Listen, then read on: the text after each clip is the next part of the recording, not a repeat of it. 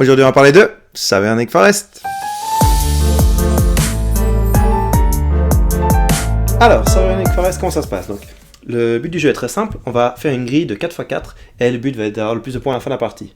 Donc, au bout de la partie, chacun choisit, tire au hasard, on donne une carte au hasard animale à chaque joueur et ça va commencer dans une grille. Ensuite, à notre tour, on va choisir chacun son tour une carte. Celui qui a le coq, au début il est tiré au hasard, ça va être le premier à choisir.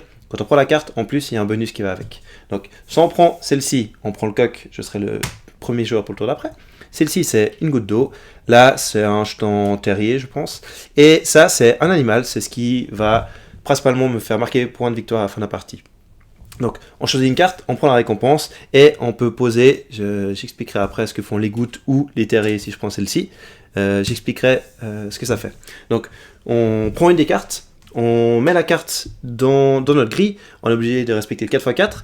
On peut faire un chemin qui n'aurait pas de sens pour l'instant, même s'il n'est pas connecté. Je ne peux pas commencer, par contre, le déconnecter, commencer complètement autre chose. Je peux le mettre comme ça, je peux le mettre comme ça, j'ai le choix. Et la dernière contrainte, c'est que si je mets un deuxième animal, il ne peut pas être le même chemin que le premier. Donc, je peux le mettre comme ça, je peux le mettre comme ça, c'est égal. Je pourrais juste jamais relier deux animaux. Voilà, donc petit à petit, on va faire sa grille, prendre les jetons correspondants, jusqu'à qu'on ait fait une grille de 4x4, et là, on va marquer les points. Les points, comment ça se passe, c'est très simple. On part d'un animal, on regarde tout ce qu'il peut récupérer. Juste pour l'exemple, je vais en mettre une ou deux de plus, mais ça... Voilà. Et il est obligé de tous les prendre. Okay, on ne peut pas choisir de dire je prends pas celui-là, je prends les 4 suivants. Il prend dans l'ordre. Et chaque élément va lui rapporter des points en fonction de ce qui est marqué ici. Donc là, il y a les œufs qui lui rapportent 2 points. Les fraises, les verres ou les noix, 0 du tout. Donc là, ce serait 2 points de base. Donc ici, ça ferait simplement 2 points de victoire. Les autres rapportent 0.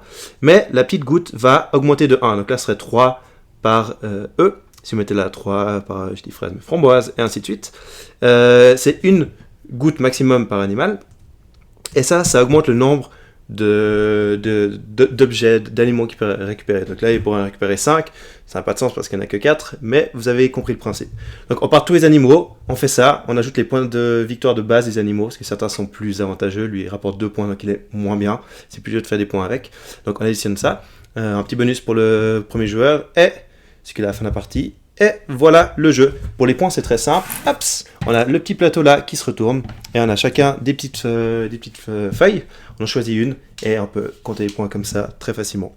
Voilà, en quelques minutes, Savernake Forest. Alors voilà, Savernake Forest, qu'est-ce que je pense? Déjà, les graphismes, moi je trouve ça excellent. Ça me parle vraiment, ce côté mignon, enfantin, tout ça. C'est vraiment quelque chose que je trouve super joli. Et ensuite, le jeu en soi, je le trouve aussi vraiment sympa. Très accessible, on prend une carte, on a un petit bonus en fait, c'est très facile.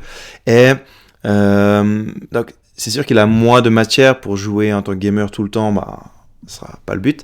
Mais en tant que filler ou si c'est en famille avec des gens qui sont moins joueurs, c'est vraiment très rapide, très accessible.